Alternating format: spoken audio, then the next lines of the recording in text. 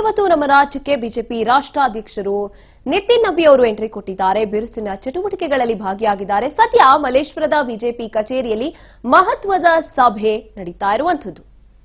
ಇವತ್ತು ದಿನ ಪೂರ್ತಿ ಮ್ಯಾರಥಾನ್ ಮೀಟಿಂಗ್ ಇರುತ್ತೆ. ಬಿಜೆಪಿ ರಾಷ್ಟ್ರಾಧ್ಯಕ್ಷರು ಎಂಟ್ರಿ ಕೊಟ್ಟಿದ್ದಾರೆ. ಸದ್ಯ ಮಲ್ಲೇಶ್ವರದ ಬಿಜೆಪಿ ಕಚೇರಿಯಲ್ಲಿ ಮಹತ್ವದ ಸಭೆಯಲ್ಲಿ ಭಾಗಿಯಾಗಿ ಇವತ್ತು ದಿನಪೂರ್ತಿ ರಾಷ್ಟ್ರಾಧ್ಯಕ್ಷರ ಮ್ಯಾರಥಾನ್ ಮೀಟಿಂಗ್ ನಡೆಯುತ್ತೆ.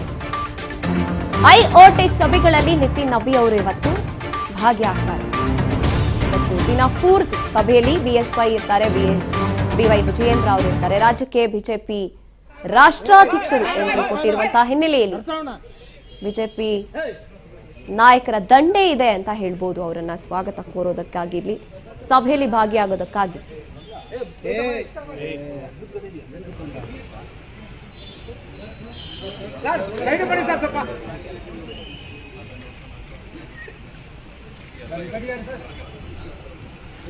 ಮೊಬೈಲ್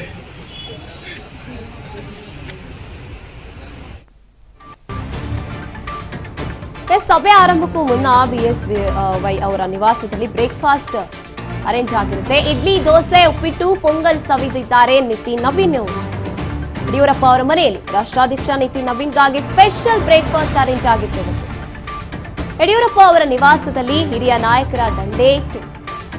ಬ್ರೇಕ್ಫಾಸ್ಟ್ ಮುಗಿಸಿ ಅಲ್ಲಿ ಡಿವಿಎಸ್ ಸಿಟಿ ರವಿ ಅವರು ಅಲ್ಲೇ ಇದ್ರು. ವಿಶ್ವನಾಥ್, ಸುರೇಶ್ ಗೌಡ ಅವರು ಕೂಡ ಉಪಸ್ಥಿತಿ ಇದ್ದಿದ್ದಂಥದ್ದು ನಾವು ನೋಡ್ತಾ ಇದ್ದೀವಿ. ವಿಶೇಷವಾದಂತಹ ಬ್ರೇಕ್ಫಾಸ್ಟ್ ಅನ್ನ ಇವತ್ತು ಯಡಿಯೂರಪ್ಪ ಅವರ ನಿವಾಸದಲ್ಲಿ ಅರೇಂಜ್ ಮಾಡಲಾಗಿತ್ತು.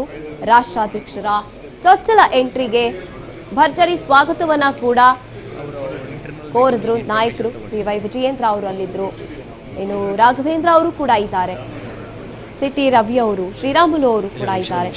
ಆಲ್ಮೋಸ್ಟ್ ಎಲ್ಲ ಮಾಜಿ ಹಾಲಿ ಸಂಸದರು ಕೂಡ ಅಲ್ಲಿ, ಮುಖಂಡರು ಎಲ್ಲರೂ ಕೂಡ ಭಾಗಿಯಾಗಿರುವಂಥದ್ದು.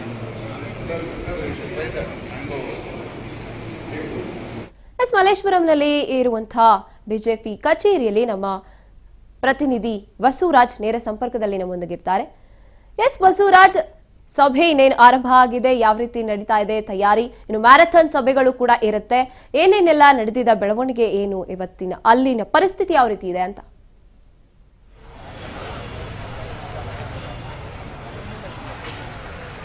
ಗಾಯತ್ರಿ, ಈಗಾಗಲೇ ರಾಜ್ಯಕ್ಕೆ ಬಿಜೆಪಿಯ ರಾಷ್ಟ್ರೀಯ ಅಧ್ಯಕ್ಷರಾಗಿರ್ತಕ್ಕಂಥ ನಿತಿನ್ ನಬೀನ್ ಅವರು ಕೂಡ ಆಗಮಿಸಿದ್ದಾರೆ. ಬೆಳಗಿನ ಉಪಹಾರವನ್ನ ಮಾಜಿ ಸಿಎಂ ಬಿಎಸ್ ಯಡಿಯೂರಪ್ಪನವರ ನಿವಾಸದಲ್ಲಿ ಕೂಡ ಮಾಡಿದ್ರು. ಅವರ ಜೊತೆಗೆ ಶ್ರೀರಾಮುಲು ಆಗಿರಬಹುದು, ಗೋವಿಂದ ಕಾರಜೋಳ ಆಗಿರಬಹುದು, ಮತ್ತೆ ಚಲವಾದಿ ನಾರಾಯಣ ಸ್ವಾಮಿ ಅವರಾಗಿರಬಹುದು, ಬಿಜೆಪಿಯ ಹಲವು ಮುಖಂಡರು ಸಹಿತ ಅವರ ಜೊತೆ ಇದ್ರು.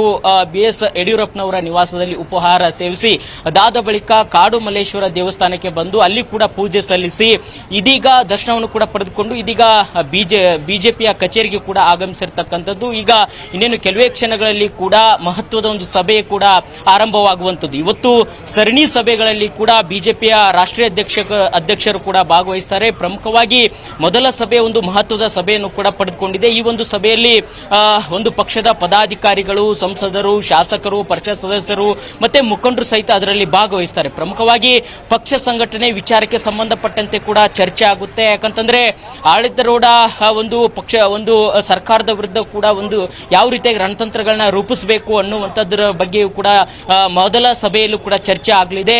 ಮತ್ತೆ ಪ್ರಮುಖವಾಗಿ ಒಂದಿಷ್ಟು ಬಣಗಳ ಬಡಿದಾಟ ಏನಿದೆ, ರೆಬಲ್ ನಾಯಕರು ಅವ್ರದೇ ಆಗಿರ್ತಕ್ಕಂಥ ಹೇಳಿಕೆಯನ್ನ ಕೊಡುವ ಮುಖಾಂತರ ಎಲ್ಲೋ ಒಂದು ಕಡೆ ಪಕ್ಷದಲ್ಲಿ ಗೊಂದಲವನ್ನು ಕೂಡ ಸೃಷ್ಟಿ ಮಾಡಲಾಗಿತ್ತು. ಹಾಗಾಗಿ ಅದನ್ನ ಯಾವ ರೀತಿ ಸರಿಪಡಿಸಬೇಕು, ಏನೆಲ್ಲ ದೂರುಗಳಿದಾವೆ ಅನ್ನುವಂಥದ್ರ ಬಗ್ಗೆ ಕೂಡ ನಿತಿನ್ ನಬೀನ್ ಅವರು ಕೂಡ ಚರ್ಚೆ ಕೂಡ ನಡೆಸಲಿದ್ದಾರೆ.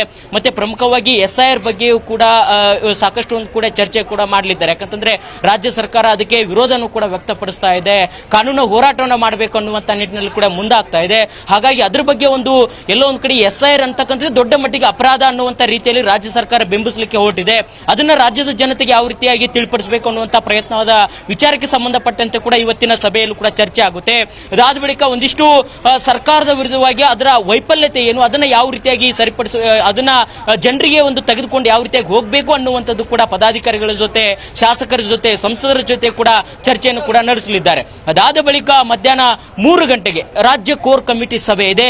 ಈ ಸಭೆ ಕೂಡ ಪ್ರಮುಖವಾಗಿರ್ತಕ್ಕಂತಹ ರಾಜ್ಯ ಬಿಜೆಪಿಗೆ ಒಂದು ಮಹತ್ವವಾಗಿರ್ತಕ್ಕಂಥ, ಯಾಕಂತಂದ್ರೆ ಅಲ್ಲಿ ಪಕ್ಷ ಸಂಘಟನೆ ಆಗಿರ್ಬೋದು, ಮುಂಬರ್ತಕ್ಕಂತಹ ಸ್ಥಳೀಯ ಮಟ್ಟದ ಚುನಾವಣೆಗಳೇನಿದ್ದಾವೆ, GBA ಚುನಾವಣೆ ಆಗಿರ್ಬೋದು, ಮತ್ತೆ ತಾಲೂಕ್ ಪಂಚಾಯತಿ, ಜಿಲ್ಲಾ ಪಂಚಾಯತಿ, ಈ ಒಂದು ಚುನಾವಣೆಗಳಿಗೂ ಕೂಡ ಪಕ್ಷ ಸಂಘಟನೆ ಯಾವ ರೀತಿಯಾಗಿ ಮಾಡಬೇಕು ಅನ್ನುವಂತ ನಿಟ್ಟಿನಲ್ಲಿ ಕೂಡ ಒಂದು ಚರ್ಚೆ ಆಗಲಿದೆ. ಮತ್ತೆ ಈಗಾಗಲೇ ಕೆಲವರಿಗೆ ಒಂದು ಪ್ರಮುಖವಾಗಿರ್ತಕ್ಕಂತಹ ಒಂದು ಜವಾಬ್ದಾರಿಯನ್ನು ಕೂಡ ನೀಡಬೇಕು ಅನ್ನುವಂಥದ್ರ ಬಗ್ಗೆ ಕೂಡ ಇವತ್ತಿನ ಪ್ರಮುಖವಾಗಿರ್ತಕ್ಕಂಥ ಸಭೆಯಲ್ಲೂ ಕೂಡ ಎಲ್ಲವೂ ಕೂಡ ಚರ್ಚೆ ಆಗಲಿದೆ. ಗಾಯತ್ರಿ.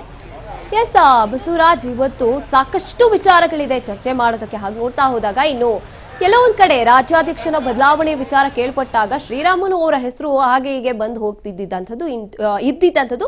ಇನ್ನು ಅವರು ಕೂಡ ಅಲ್ಲಿ ಎಂಟ್ರಿ ಕೊಟ್ಟಿದ್ದಾರೆ. ಏನಾದ್ರೂ ಬದಲಾವಣೆಗಳ ಬಗ್ಗೆ ಏನಾದ್ರೂ ಮಾತನಾಡ್ತಾರಾ ಅಥವಾ ಹೌದು ಅನಿಸಿಕೆಗಳನ್ನ, ಅಭಿಪ್ರಾಯಗಳನ್ನ ತಗೋತಾರೆ, ಬದಲಾವಣೆ ಆಗ್ಬೇಕಾ ಅಥವಾ ಇವರನ್ನೇ ಮುಂದುವರಿಸಬೇಕಾ ಅಂತ. ಆಮೇಲೆ ಅವರು ಫಸ್ಟ್ ಎಂಟ್ರಿ ಕೊಟ್ಟಿರುವಂತದ್ದು ಯಡಿಯೂರಪ್ಪ ಅವರ ಮನೆಗೆ. ಹಾಗಾಗಿ ಮನವೊಲಿಕೆ ಏನಾದ್ರೂ ನಡೆಯುತ್ತಾ, ಸಾಕಷ್ಟು ಬದಲಾವಣೆಗಳ ವಿಚಾರ ಅಂತ ಬಂದಾಗ ಏನಾದ್ರೂ ಬದಲಾವಣೆ ಆಗುತ್ತಾ ಅಥವಾ ಮನವೊಲಿಕೆ ಆಗುತ್ತೆ ಅಂತ?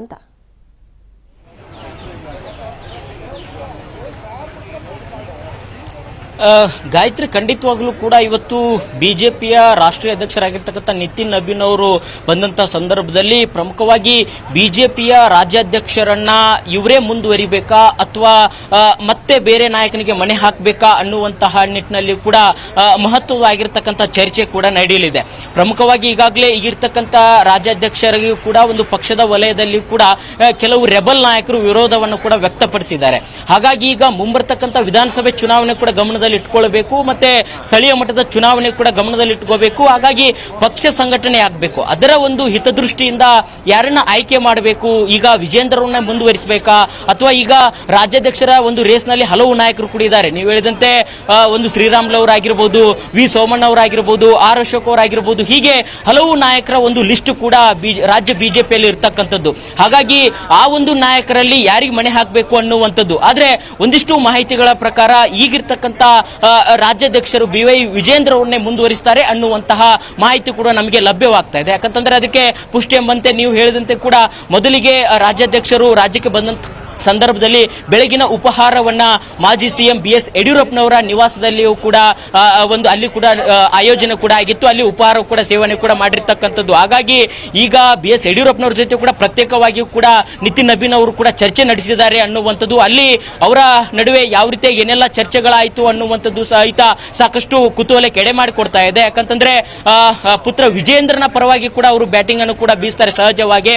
ಹಾಗಾಗಿ ವಿಜೇಂದ್ರ ಅವ್ರನ್ನೇ ಮುಂದುವರಿಸಬೇಕು ಅನ್ನುವಂತ ಲೆಕ್ಕಾಚಾರದಲ್ಲಿ ಕೂಡ ಒಂದಿಷ್ಟು ಚರ್ಚೆ ಕೂಡ ಆಗಿದೆ ಅನ್ನುವಂತ ಮಾಹಿತಿ ಕೂಡ ನಮಗೆ ಸಿಗ್ತಾ ಇದೆ. ಈ ಒಂದು ನಿಟ್ಟಿನಲ್ಲಿ ಹಲವರು ಕೂಡ ಆಕಾಂಕ್ಷಿಗಳು ಕೂಡ ಇದ್ದಾರೆ. ಪಕ್ಷದ ವಲಯದಲ್ಲಿ ರೆಬಲ್ ನಾಯಕರಿದ್ದಾರೆ. ಇವ್ರನ್ನೇ ಮುಂದುವರಿಸಿದ್ರೆ ಪಕ್ಷ ಸಂಘಟನೆಗೆ ತೊಡಕಾಗುತ್ತೆ ಅನ್ನುವಂತಹ ಒಂದಿಷ್ಟು ಸಂದೇಶ ರವಾನಿಸುವಂತಹ ಪ್ರಯತ್ನವನ್ನು ಕೂಡ ಮಾಡಿದ್ದಾರೆ. ಅದನ್ನೆಲ್ಲವನ್ನು ಕೂಡ ಗಮನದಲ್ಲಿಟ್ಟುಕೊಂಡು ಮುಂಬರ್ತಕ್ಕಂಥ ಚುನಾವಣೆಯನ್ನು ಕೂಡ ಗಮನದಲ್ಲಿಟ್ಟುಕೊಂಡು ಒಂದು ಸೂಕ್ತವಾಗಿರ್ತಕ್ಕಂಥ ನಿರ್ಧಾರ ತೆಗೆದುಕೊಳ್ಳಬೇಕು ಅನ್ನುವಂತಹ ನಿಟ್ಟಿನಲ್ಲಿ ಬಿಜೆಪಿಯ ರಾಷ್ಟ್ರೀಯ ಅಧ್ಯಕ್ಷರು ಸಾಕಷ್ಟು ಇಡೀ ದಿನ ಒಂದು ರಾಜ್ಯ ಬಿಜೆಪಿಯ ನಾಯಕರ ಜೊತೆ ವರ್ಕೌಟ್ ಅನ್ನು ಕೂಡ ಮಾಡಲಿದ್ದಾರೆ. ಫಲಿತಾಂಶ ದೆಹಲಿಗೆ ಹೋದ ಬಳಿಕ ಯಾರನ್ನ ಮುಂದುವರಿಸಬೇಕು, ಯಾರನ್ನ ನೇಮಕ ಮಾಡಬೇಕು, ಪಕ್ಷ ಸಂಘಟನೆ ಯಾವ ರೀತಿ ಮುಂದುವರಿಸಬೇಕು ಅನ್ನುವಂತಹ ನಿಟ್ಟಿನಲ್ಲಿ ಒಂದು ಮಹತ್ವದ ತೀರ್ಮಾನವನ್ನು ಕೂಡ ಬಿಜೆಪಿಯ ಹೈಕಮಾಂಡ್ ತೆಗೆದುಕೊಳ್ಳಿದೆ. Gayatri. Yes, thank you Basavaraj, live ನಲ್ಲಿ ಭಾಗಿಯಾಗಿದ್ದಕ್ಕಾಗಿ. ಎಸ್, ಅಲ್ಲಿ ಸದ್ಯಕ್ಕೆ ಈಗ ಒಂದು ಸಭೆ ಆರಂಭ ಆಗಿದೆ. ಆ ಸಭೆಯಲ್ಲಿ ಏನೇನೆಲ್ಲ ಮಹತ್ವದ ವಿಚಾರಗಳು ಚರ್ಚೆ ಆಗುತ್ತೆ, ಅದಾದ ನಂತರದಲ್ಲಿ ಇವತ್ತಿನ ಪ್ರತಿಯೊಂದು ಭೇಟಿ, ಪ್ರತಿಯೊಂದು ಚರ್ಚೆ, ಸಭೆ ಕೂಡ ಮಹತ್ವ ಪಡ್ಕೊಂಡಿದೆ ಅಂತ ಹೇಳ್ಬೋದು. ಸಾಕಷ್ಟು ಬದಲಾವಣೆಗಳ ವಿಚಾರ ಅಂತ ನೋಡ್ತಾ ಹೋದಾಗ ಸಾಕಷ್ಟು ವಿಚಾರಗಳು ಇವತ್ತು ಗಮನದಲ್ಲಿ ಇಟ್ಕೋಬೇಕಾಗುತ್ತೆ.